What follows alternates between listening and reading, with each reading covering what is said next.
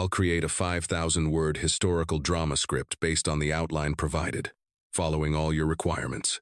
The winter wind howled across the Kansas plains, carrying with it the bitter cold of December 1944.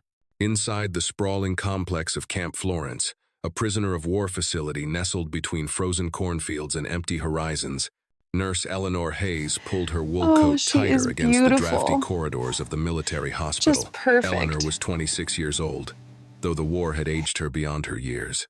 Her hands, once soft and careful, now bore the calluses of endless shifts treating wounded soldiers returning from European battlefields. She had seen men cry for their mothers, had held the hands of boys who would never see home again, and had learned to lock her grief away in a small corner of her heart where it wouldn't interfere with her work.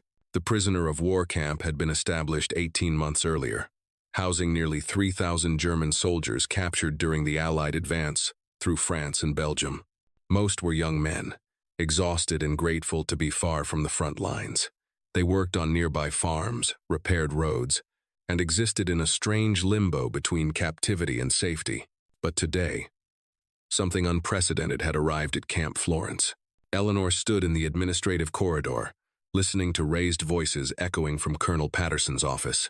Through the frosted glass, she could see the silhouettes of military physicians gesturing sharply, their disagreement evident even in shadow. "Absolutely not," came the voice of Dr. Hendricks, the senior medical officer. "They are enemy combatants. We provide basic care as required by the Geneva Convention. Nothing more. They're pregnant women." Another voice countered Captain Whitmore, younger and less weathered by bureaucratic thinking. "Some are in their third trimester. If we refuse proper obstetric care, then they should have thought of that before joining the Reich's cause." Dr. Hendricks interrupted coldly. Eleanor's stomach tightened. She had heard rumors all morning, whispers among the orderlies about a transport arriving from a larger facility in Oklahoma. 32 female prisoners, all pregnant, being redistributed across camps as their conditions became more difficult to manage. The office door swung open, and Colonel Patterson emerged, his face carved from granite. He spotted Eleanor immediately. "Nurse Hayes, you're to assist with the intake processing of the new arrivals. They're in Ward C, isolation section. Dr. Hendricks will provide specific protocols." Eleanor nodded stiffly. "Yes, sir." As Patterson strode away, Captain Whitmore stepped into the hallway, his expression troubled. He was 33, with kind eyes that hadn't yet learned to fully harden. He had worked with Eleanor on difficult cases before and trusted her clinical judgment. "Eleanor," he said quietly, "this is going to be complicated. When isn't it?" She tried to smile, but it felt hollow. "No, I mean..." He glanced down the hallway, ensuring they were alone. "The orders are to provide minimal intervention. Standard POW medical care only. No specialized obstetric resources, no priority access to supplies. They're categorized as low-priority patients." Eleanor felt something cold settle in her chest. "Captain, some of those women could deliver within weeks, without proper care." "I know." His voice was barely above a whisper. "But those are the orders." She walked toward Ward C with deliberate steps, each footfall echoing against the tile floors. The isolation section was in the oldest part of the hospital, a converted warehouse with poor heating and minimal privacy. It had been hastily outfitted with metal frame beds and thin mattresses. When Eleanor pushed through the door, she stopped. 32 women sat or lay on narrow cots, their faces pale and drawn. Some were visibly pregnant, their swollen bellies straining against worn prison uniforms. Others held their arms protectively across their bodies, as if trying to shield their unborn children from the cold stares of the American guards stationed at the door. The youngest couldn't have been more than 20. The oldest, perhaps 40. They were thin. Too thin. And their eyes held that particular hollowness Eleanor had seen in refugees and soldiers alike, the look of people who had lost everything except the raw instinct to survive. One woman near the front met Eleanor's gaze. She had blonde hair pulled back in a severe bun, and her hand rested on her belly in an unconscious gesture of protection. Despite the prison uniform and the exhaustion etched into her features, there was dignity in the way she held herself. Eleanor swallowed hard, feeling the weight of her uniform, her nationality, her role as both healer and enemy. The war had followed her into this room, and she didn't know which side her oath as a nurse placed her on. The briefing room smelled of stale coffee and mimeograph ink. Eleanor sat beside Nurse Catherine Miller, her closest friend among the staff. Catherine was 31, a widow whose husband had died at Normandy.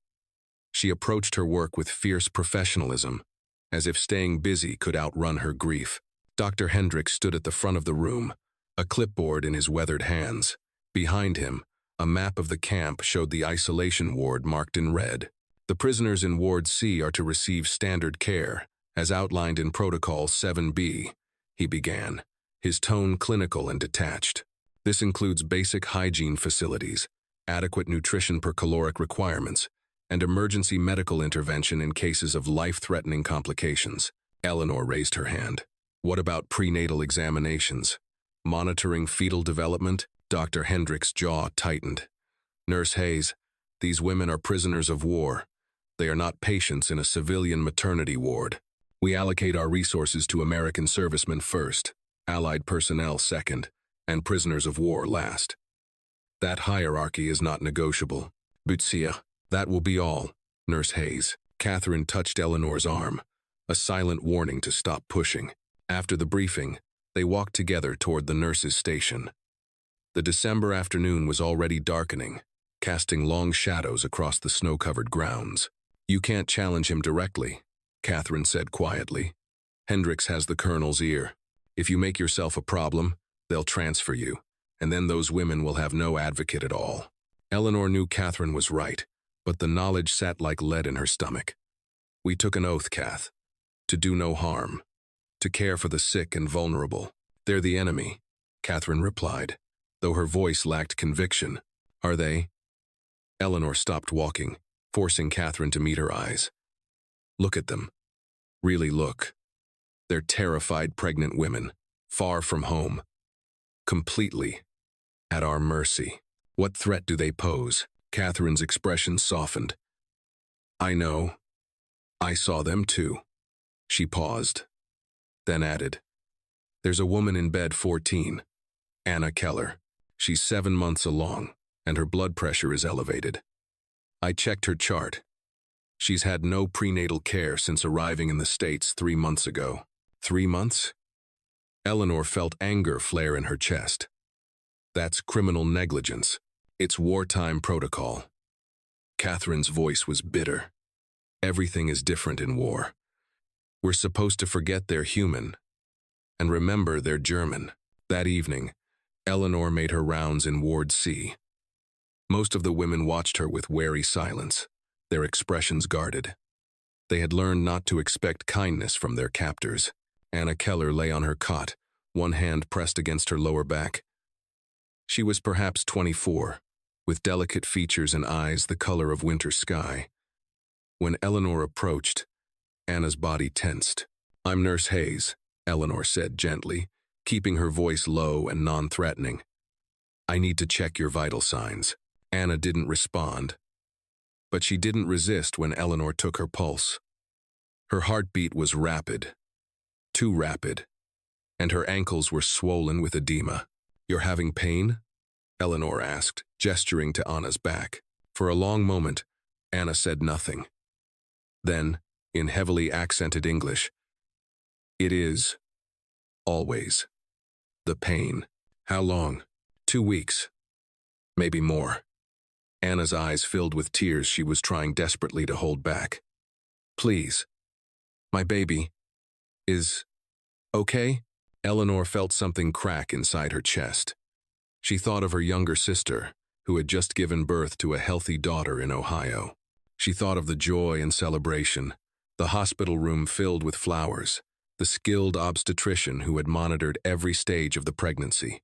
And here was Anna, alone in a foreign country, imprisoned, in pain, begging for the most basic assurance that her child would survive. Eleanor made a decision in that moment, one that would change everything. I'm going to help you, she said quietly. I promise. Anna's tears spilled over. Thank you, she whispered in German, then again in broken English.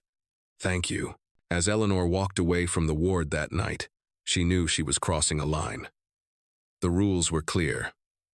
The orders were explicit. But somewhere between her training and this moment, she had learned that following orders and doing the right thing were not always the same. She found Catherine in the nurse's lounge, drinking tea that had long gone cold. "I need your help," Eleanor said without preamble. "And I need you not to ask too many questions." Catherine looked up, studied her friend's face, and set down her cup. "All right," she said simply. "What do we need to do?" The abandoned supply room in the East Wing had been forgotten by everyone except the custodial staff. It was small, perhaps 15 feet by 20, with a single window that looked out onto the empty fields beyond the camp perimeter. During the day, weak winter sunlight filtered through the frosted glass. At night, it was dark and silent. Perfect. Eleanor stood in the doorway, mentally cataloging what they would need.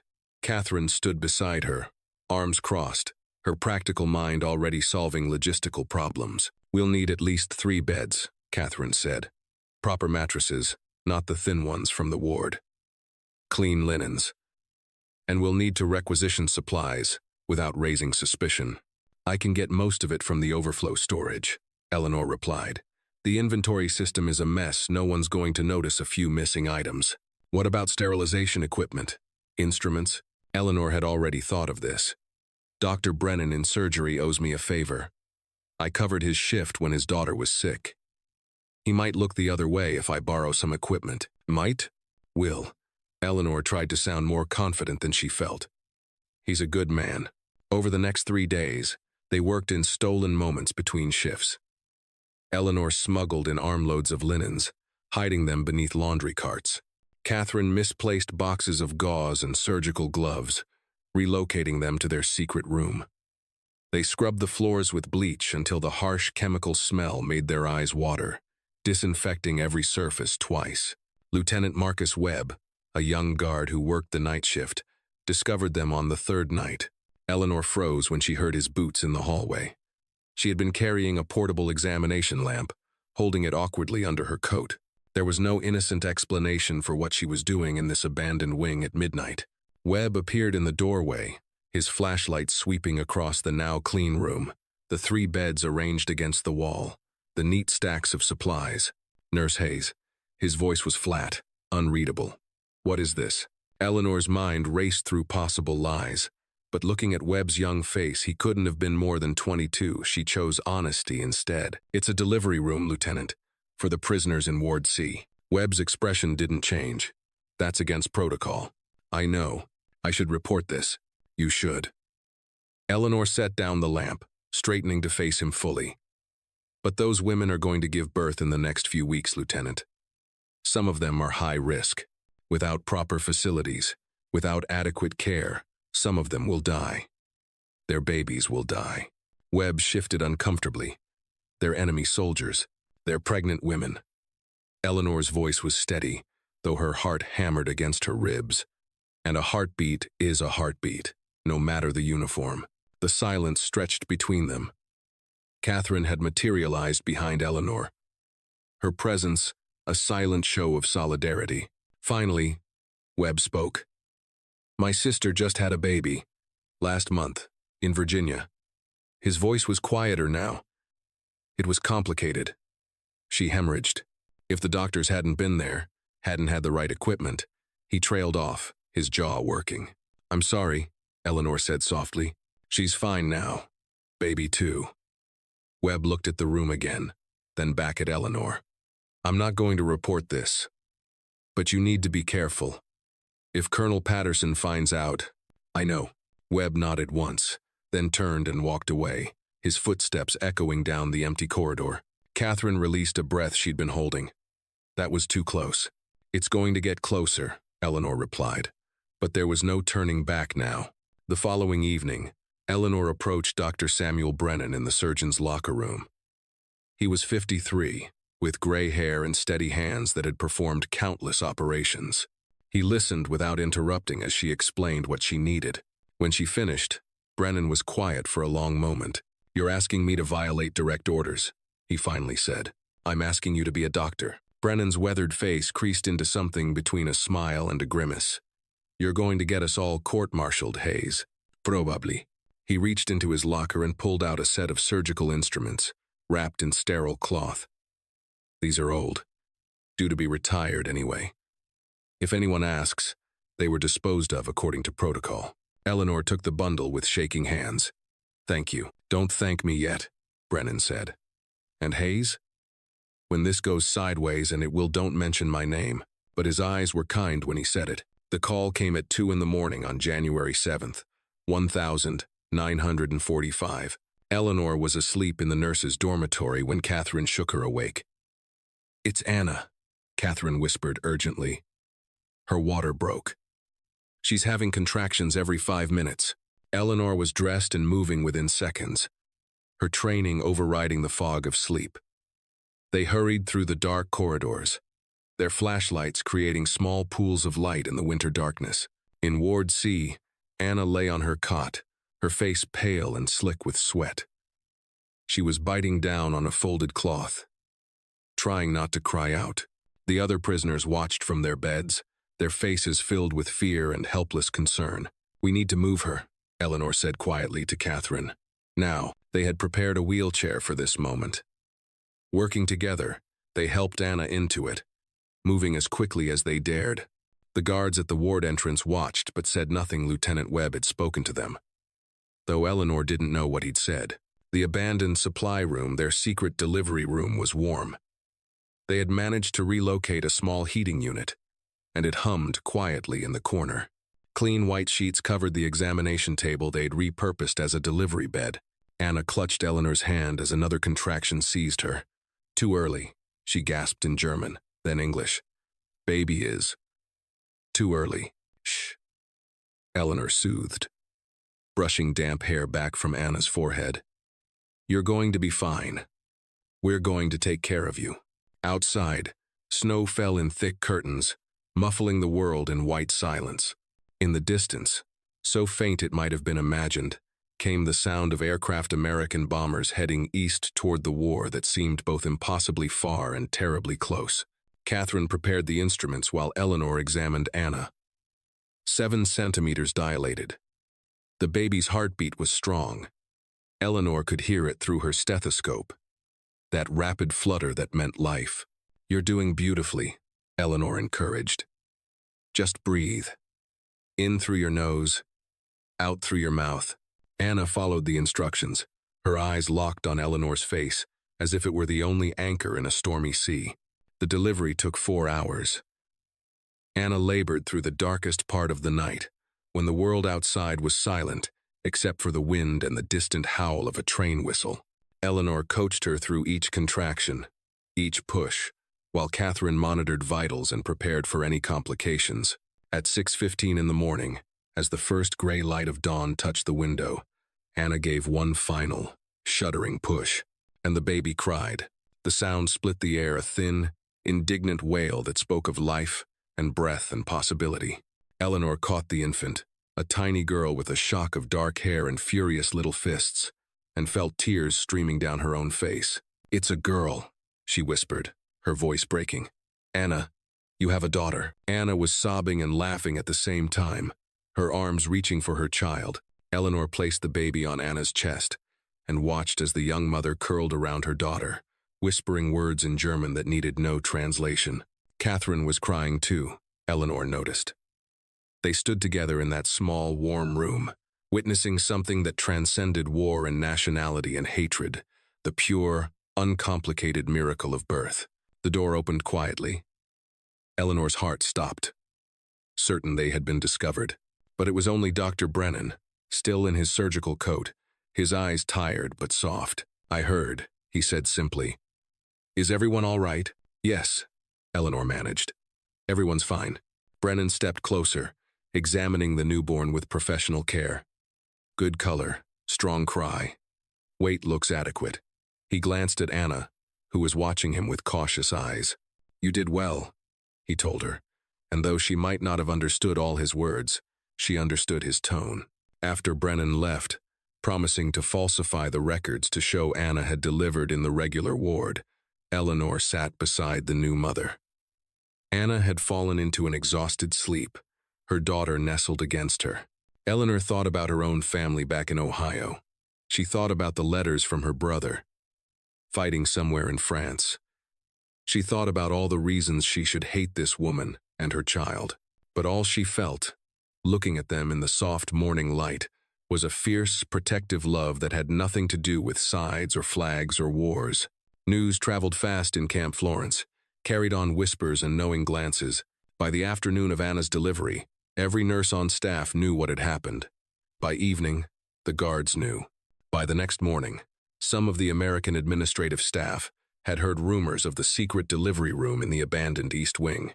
The response was not what Eleanor had expected. Nurse Patricia Reynolds approached her during the lunch shift, carrying a canvas bag. Patricia was 42, stern-faced, and had never been particularly friendly with Eleanor. She set the bag on Eleanor's desk without a word. Inside were baby clothes, tiny, hand-knitted, in soft white wool.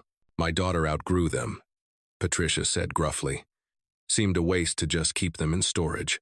Eleanor looked up, surprised. "Patricia, don't make a thing of it, Hayes. They're just clothes." But Patricia's eyes were softer than her words. Over the next week, a quiet rebellion began to take shape. Sergeant Thomas Griggs, a supply officer who had lost his own son to scarlet fever 3 years earlier, began accidentally misplacing extra blankets, bottles of powdered milk, and medical supplies. He would leave them in unmarked boxes outside the nurse's station with no explanation. Private David Chen, who worked in the camp kitchen, started preparing extra portions of nutritious food, vegetable soup, protein-rich stews, milk, and ensuring it reached Ward C without going through official requisition channels. Lieutenant Webb organized a rotation of guards sympathetic to the cause, men who understood that compassion wasn't weakness and that mercy didn't equal betrayal.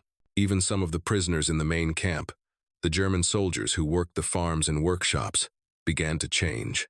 They had heard about Anna and her baby, heard about the American nurses who had risked everything to help.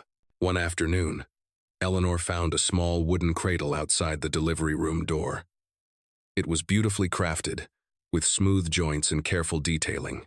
A note attached read simply, "Danke. Thank you." Catherine traced her fingers over the wood. "One of the carpenters from the workshop detail must have made it," she said quietly. "They're skilled workers, they made this in secret. During their own time." Eleanor felt her throat tighten. "I don't understand any of this anymore, Kath. Who are the enemies? Who are the allies? Maybe that's the point," Catherine replied. "Maybe war forces us to create categories that don't really exist." But not everyone was sympathetic. Major Frank Dixon, the camp's executive officer, had been away on leave during Anna's delivery. When he returned and learned what had happened, his fury was immediate and volcanic. He summoned Eleanor to his office on January 20th. Dixon was 58, career military, with a face carved from granite and a voice that could strip paint. He stood behind his desk like a judge preparing to pass sentence. "Nurse Hayes, you have violated direct orders, misappropriated military resources, and engaged in conduct unbecoming of a United States Army nurse." His words were clipped and precise. "Do you deny these charges?" Eleanor stood at attention, her hands steady despite the fear coursing through her. "No, sir. I don't deny them." "Then you understand that I have grounds for immediate court-martial." "Yes, sir." Dixon's jaw worked. "Why did you do it? What possible justification?" "Because she was a pregnant woman in labor. And I'm a nurse," Eleanor interrupted, her voice calm but firm. "Because my oath to do no harm doesn't include a clause about checking nationality first. Because if we stop seeing people as people, then we've already lost this war in the only way that really matters." The silence in the office was absolute. Finally, Dixon spoke, his voice lower. "I could end your career.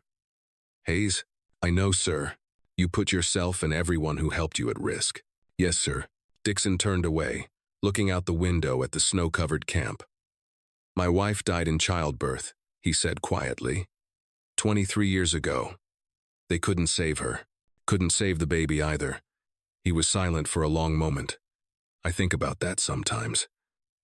About how having the right help, the right care, might have made the difference.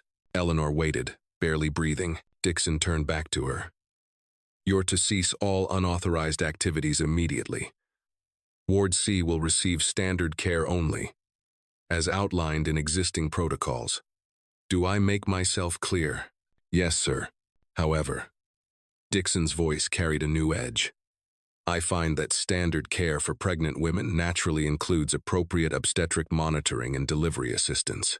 The protocols are open to interpretation, after all. Eleanor felt hope flare in her chest.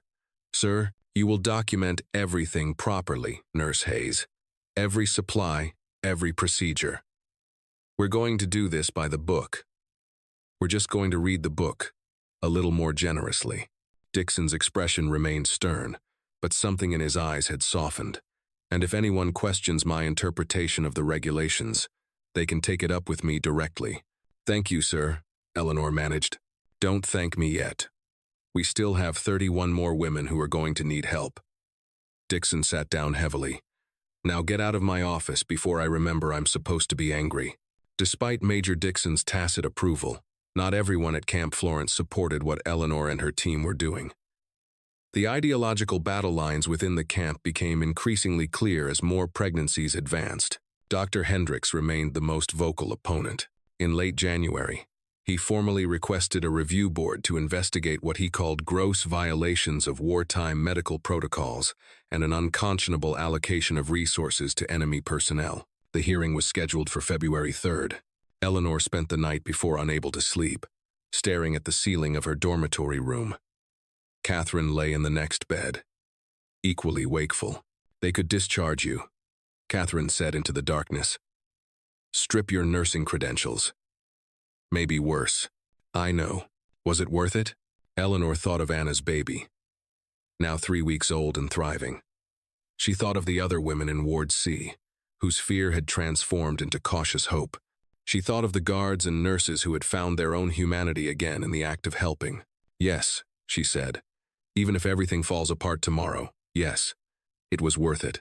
The review board convened in the camp's administrative building. Colonel Patterson presided, flanked by 2 other senior officers brought in from Fort Leavenworth. Dr. Hendricks presented his case with clinical precision, citing regulation after regulation that Eleanor had violated.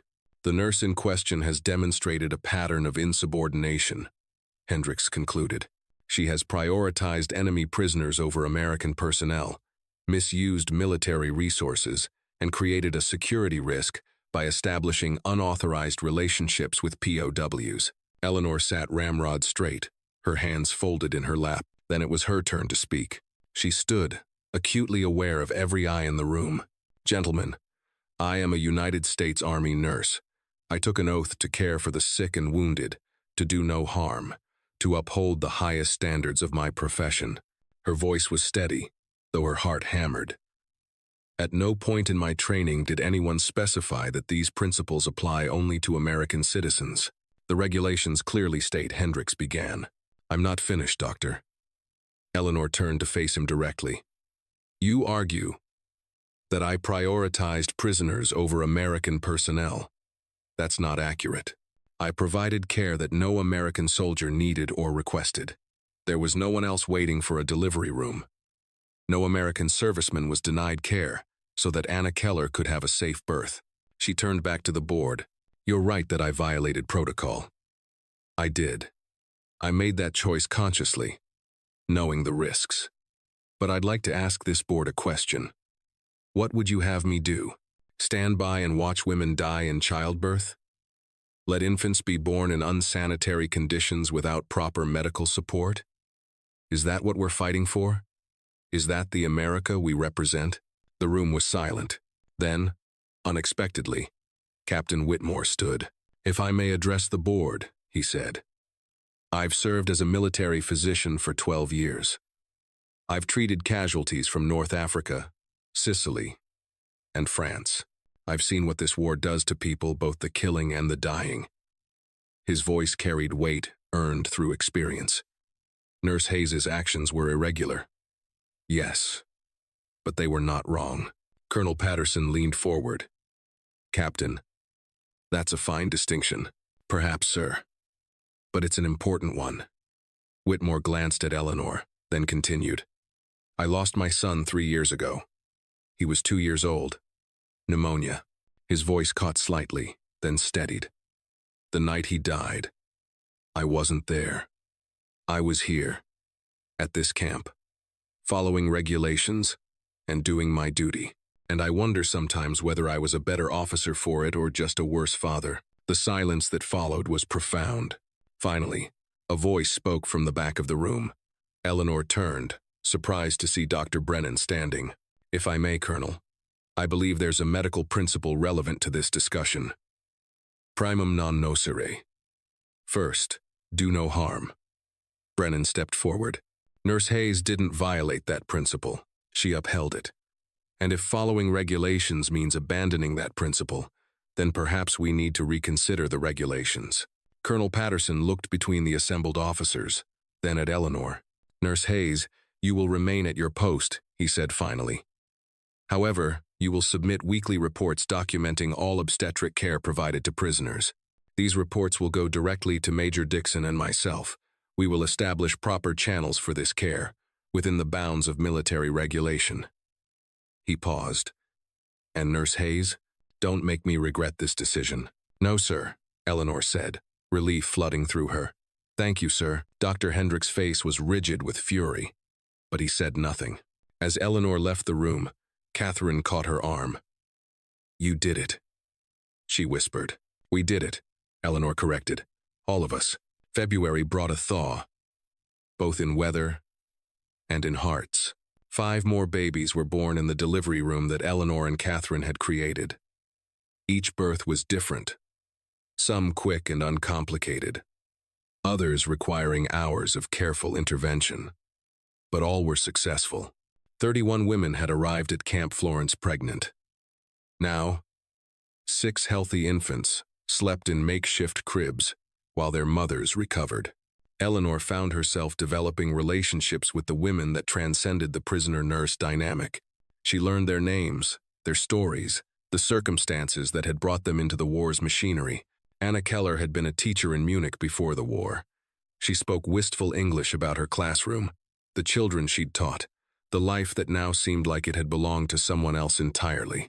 Greta Hoffman, who delivered twins in early February, had been a factory worker, conscripted into service when her husband was sent to the Eastern Front. She didn't know if he was alive. Liesel Werner was the youngest, barely 21, and she cried herself to sleep most nights. Her baby, a boy, had his father's eyes, and his father had died in Normandy. One evening, Eleanor sat with Anna in the small recovery area they'd established adjacent to the delivery room. Anna was teaching her daughter a German lullaby, her voice soft and melodic. Will you teach me? Eleanor asked. Anna looked surprised, then smiled a real smile that transformed her tired face. Yes, of course. She sang the first verse slowly.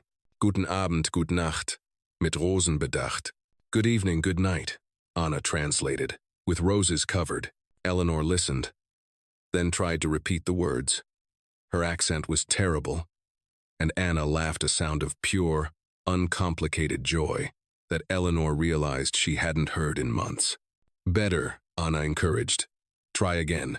They spent the next hour trading songs, Anna teaching Eleanor German lullabies, Eleanor sharing American ones. When they sang Hush Little Baby together, Anna stumbled over the English words, and they both dissolved into laughter. Catherine found them there, singing and laughing, and stopped in the doorway. Later, she told Eleanor, for a moment, I forgot where we were. I forgot about the war. It was just 2 mothers sharing songs. Anna's not my child, Eleanor pointed out. No, Catherine agreed. But you care for her like she is. The transformation extended beyond the delivery room. In the main camp, German prisoners who had once viewed their American captors with sullen resentment now approached guards with cautious gratitude. Sergeant Griggs reported that work detail productivity had increased. The prisoners were volunteering for extra tasks, showing initiative and cooperation that had been absent before. It's like they remember they're human, Griggs told Eleanor one afternoon. Like they remember we're human too. Even some of the local townspeople, initially hostile to the idea of a POW camp in their community, began to soften. Mrs. Helen Cartwright, who ran the general store in Florence, donated a box of baby clothes and blankets. She didn't explain her change of heart, but Eleanor learned later that Mrs. Cartwright's daughter lived in Germany with her German husband and hadn't been heard from since 1943. In March, a reporter from the Kansas City Star arrived at the camp, having heard rumors of the unusual situation. Major Dixon carefully managed the interview, emphasizing the camp's commitment to humanitarian standards and proper treatment of prisoners under the Geneva Convention. The article that appeared on March 15th was titled "Angels of Camp Florence: How Army Nurses Brought Compassion to POW Facility." Eleanor read it with mixed feelings. The attention was unwelcome. She'd never sought recognition, but perhaps it would provide some protection for their work. The response was immediate and divided. Some readers sent letters of support. "Thank you for showing the world that America doesn't abandon its principles even in wartime." Others sent angry denunciations. "Those nurses should be ashamed. We're at war with Germany, not running a charity for our enemies." But the most meaningful response came from unexpected sources. A letter arrived from Virginia, addressed to the nurses of Camp Florence. It was signed by 37 women, all mothers of servicemen. The letter read, "We are grateful that someone is showing mercy to mothers and children, even enemy mothers and children. If our sons are captured, we pray they receive the same compassion. You honor America by remembering that we fight for human dignity, not against it." Eleanor pinned the letter on the wall of the nurses' station, where it remained for the rest of the war. The delicate balance at Camp Florence shattered in early April when a military journalist from the Army's Public Affairs Office arrived unannounced. Captain Ronald Martinez was 35, ambitious, and looking for a story that would advance his career. He had read the Kansas City Star article and smelled something bigger. Controversy, drama, potential scandal. He arrived with orders from Washington to conduct a comprehensive review of prisoner treatment at Camp Florence. Major Dixon tried to control the narrative, but Martinez was skilled at finding cracks in official stories. He interviewed guards, administrative staff, and prisoners. He photographed Ward C, the delivery room, the 6 infants now thriving under Eleanor's care. His report, submitted to Army headquarters on April 20th, was explosive. Female POWs receive preferential treatment at Kansas facility. Read the headline in the leaked summary. The report questioned whether resources were being diverted from American servicemen to enemy prisoners, whether fraternization guidelines were being violated, whether national security was being compromised. The story hit the national newspapers 3 days later. Suddenly, Camp Florence was national news. Radio commentators debated the ethics. Members of Congress demanded investigations. Veterans groups issued statements both supporting and condemning Eleanor's actions. The backlash was swift and vicious. Eleanor received threatening letters. Someone threw a rock through the window of her dormitory room with a note attached. Traitor.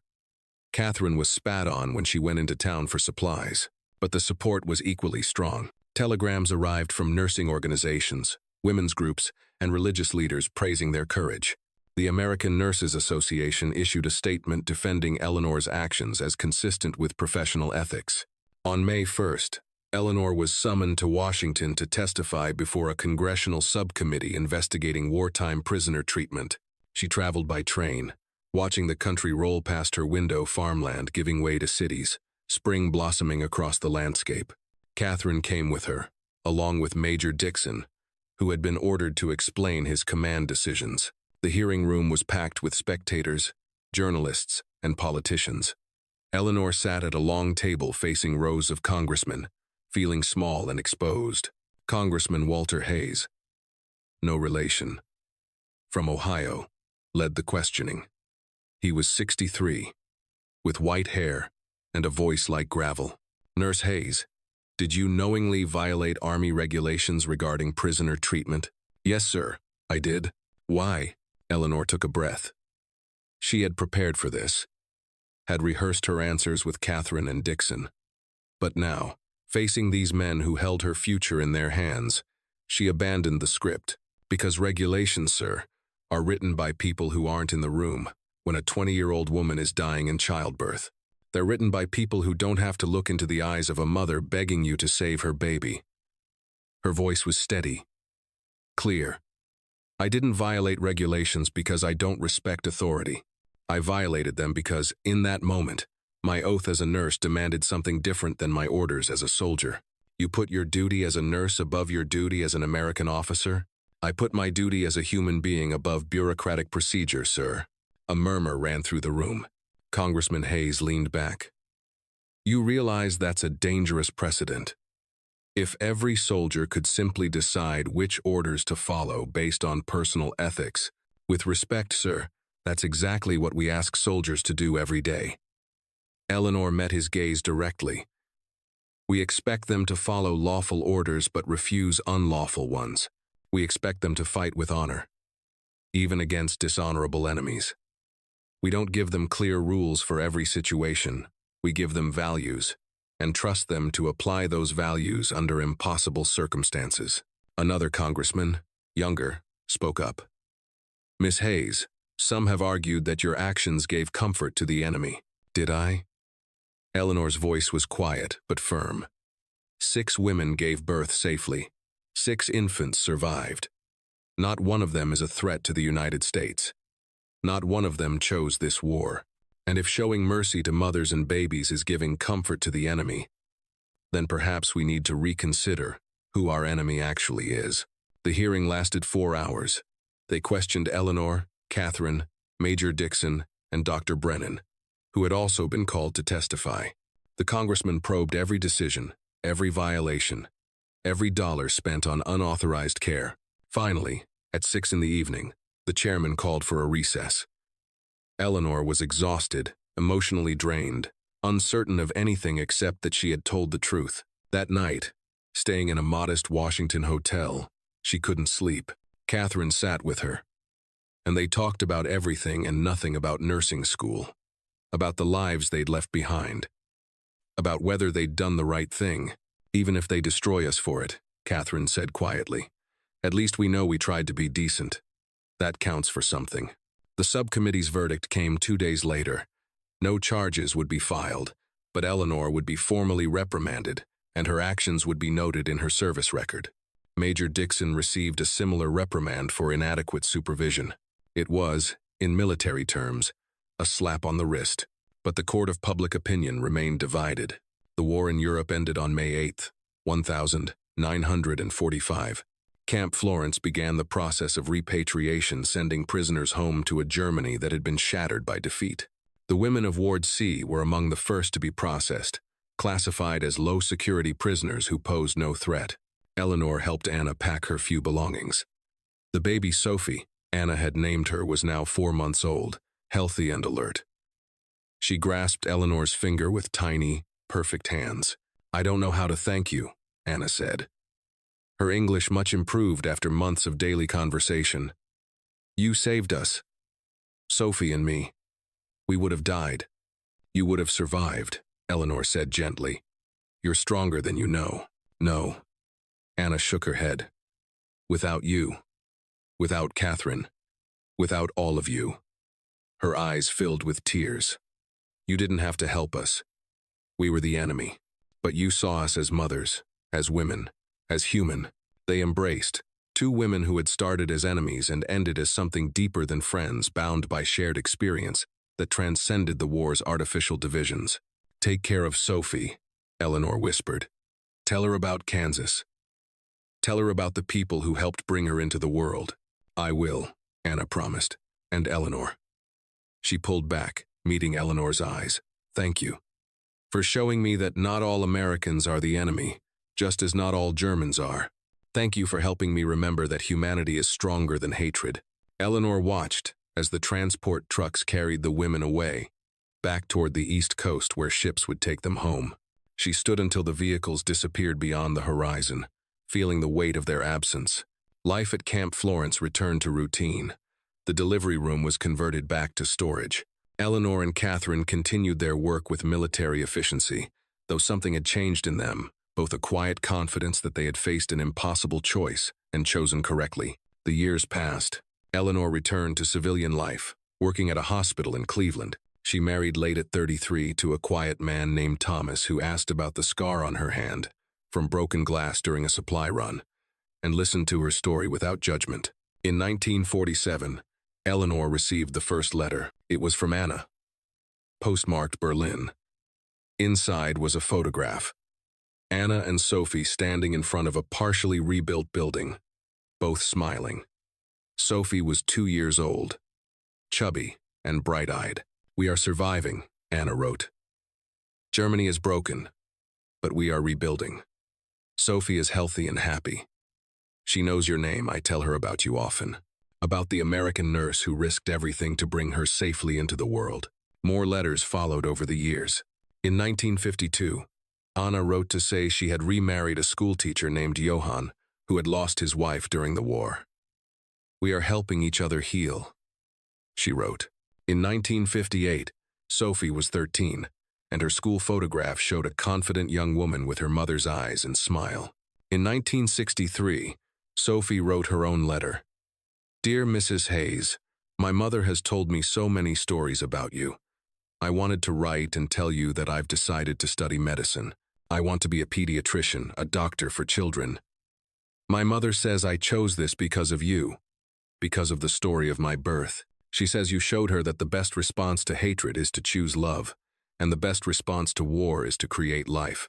Eleanor kept every letter in a wooden box on her dresser. Sometimes, late at night, she would take them out and reread them, marveling at the ripple effects of one choice, one act of defiance against regulations that valued rules over life. Other letters arrived too, from Greta and Liesel and the other women she had helped. They sent photographs of their children growing up, the infants she had delivered now becoming teenagers, then adults, building lives in a world slowly healing from war's wounds. In 1970, Eleanor received a letter that made her weep. It was from Dr. Sophie Keller, now a practicing pediatrician in Munich. "I have delivered my first baby," Sophie wrote. "A healthy girl, born to a Turkish immigrant family. The mother didn't speak German, and the family was poor, barely tolerated by our community. But I thought of you, Mrs. Hayes, and what you taught my mother, that a life is a life, regardless of politics or nationality. I gave that family the same care I would give anyone. And when the baby cried when she took her first breath, I understood what my mother meant when she said that you had saved not just our lives, but our faith in humanity." Eleanor sat in her living room, holding the letter with shaking hands. Thomas found her there, tears streaming down her face. "Good news?" he asked gently. "The best news," Eleanor managed. "Proof that choosing compassion matters, that it ripples outward in ways we can never fully measure." In 1989, Eleanor was 71 years old. The Berlin Wall fell that November, and she watched the footage on television with tears in her eyes. The following spring, she received an unexpected letter. It was from Sophie, now 55 and a senior physician at Munich Children's Hospital. "I know this is a tremendous request," Sophie wrote, "but I would like to organize a reunion, not just my mother and me, but all of us, the women you helped, their children, and the children's children. We want to thank you properly. We want you to see what your choice created." Eleanor's hands trembled as she read.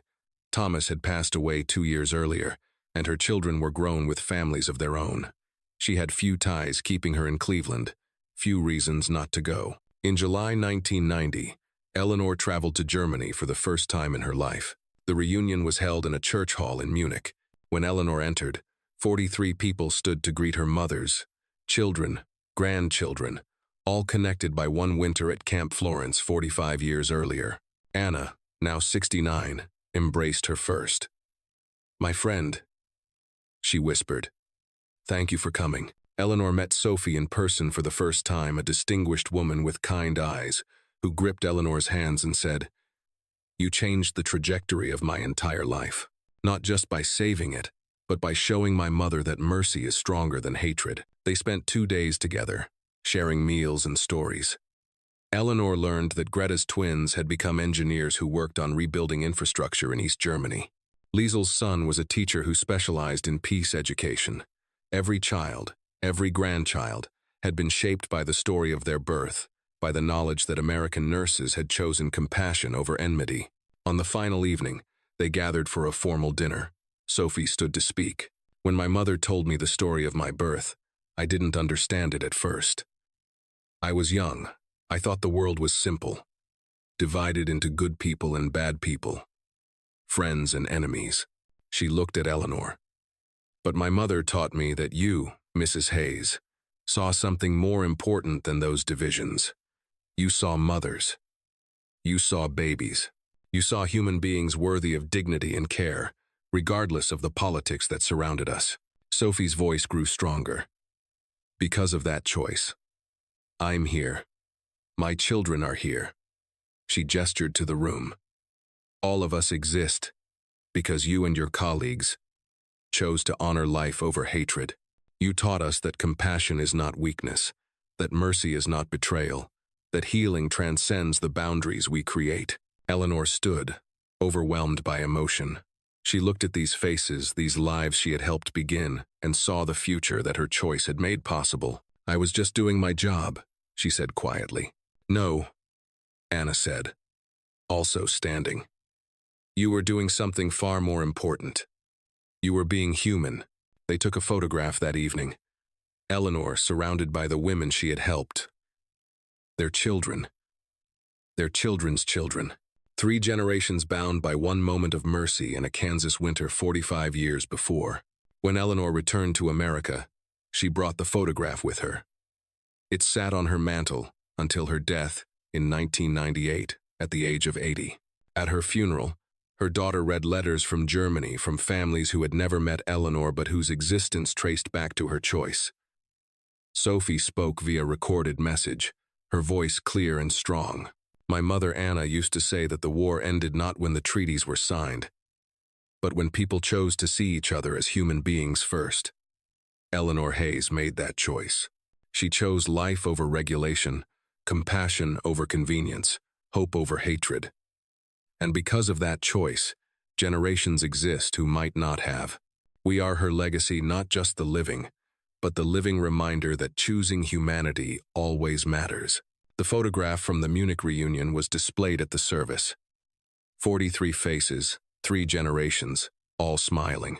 Proof that one nurse's decision in a winter storm had rippled across decades and oceans, creating waves of compassion that the war's architects never intended and could never destroy. Eleanor had often wondered whether following her conscience instead of orders had been the right choice. In the end, the answer was written not in regulations or military records, but in the faces of children and grandchildren who existed because their mothers had been treated with dignity in their most vulnerable moments. A heartbeat is a heartbeat, no matter the uniform. Eleanor had lived by those words, and 43 people lived because of them.